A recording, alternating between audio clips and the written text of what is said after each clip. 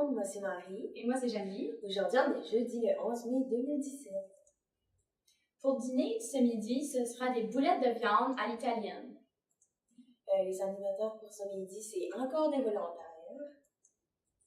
Julie Lourde, l'infirmière praticienne en santé sexuelle, sera à l'école à 8h30, 10h30 et 1h. Et de 1h à 3h30. Les élèves qui désirent la rencontrer doivent remplir une demande de rendez-vous au secrétariat ou vous représenter directement à son bureau situé au A13. Le mois de mai est le mois de la prévention des agressions sexuelles. Nous vous présentons la tasse de thé. Le consentement, simple comme une tasse de thé. Imaginez, jusqu'à la place de débuter une relation sexuelle, vous lui préparez une tasse de thé. Vous dites « Hey, est-ce que tu voudrais une tasse de thé? » Et il répond « Oh mon Dieu, oui, j'adorerais une tasse de thé, merci! » Alors vous savez qu'il veut une tasse de thé. Si vous dites « Hey, est-ce que tu voudrais une tasse de thé? » Non, je ne suis pas sûr. Alors vous pouvez lui faire une tasse de thé. Ou pas. Mais soyez conscient qu'il pourrait ne pas la boire. Et s'il ne la boit pas, alors c'est la partie importante. Ne lui faites pas boire. Que vous l'ayez fait ne veut pas dire que vous avez le droit de lui faire boire. Et s'il dit « non merci », alors ne lui faites pas de thé. Du tout. Ne lui faites pas boire de thé, ne lui faites pas boire de thé. Ne vous fâchez pas parce qu'il ne veut pas de thé. Il ne veut simplement pas de thé. D'accord?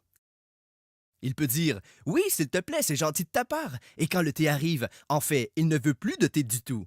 Bien sûr, c'est plutôt agaçant, car vous avez fait l'effort de faire du thé, mais il n'est pas obligé de boire du thé. Il voulait du thé, maintenant il n'en veut plus. Pendant le temps que ça prend pour faire bouillir la bouilloire, d'infuser le thé et d'ajouter le lait, c'est acceptable que les gens changent d'avis. Et vous n'avez toujours pas le droit de leur faire boire. Et s'il est inconscient, ne lui faites pas de thé. Les gens inconscients ne veulent pas de thé. Et ne peuvent répondre à la question « Veux-tu du thé? » parce qu'ils sont inconscients.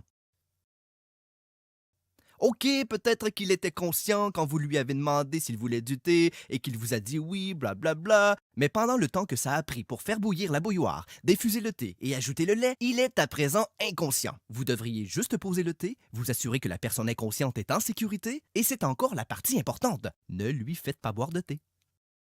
Il a dit avant bien sûr, mais les personnes inconscientes ne veulent pas de thé.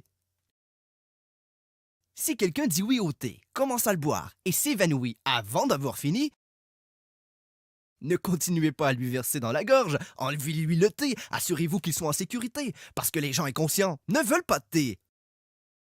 Faites-moi confiance. Si quelqu'un a dit oui pour un thé chez vous samedi dernier, ça ne veut pas dire qu'il veut que vous fassiez du thé tout le temps. Il ne veut pas que vous veniez chez lui à l'improviste pour lui faire boire du thé et le forcer à boire du thé en lui disant « Oui, mais tu voulais la semaine dernière » ou se réveiller pour vous trouver en train de lui verser du thé dans la gorge en lui disant « Mais tu voulais la nuit dernière ». Si vous pouvez comprendre que c'est complètement ridicule de forcer les gens à boire du thé quand ils ne veulent pas de thé, eh bien vous êtes capable de comprendre que quand les gens ne veulent pas de thé, alors ce n'est pas difficile à comprendre. C'est la même chose avec le sexe. Bye! Bye!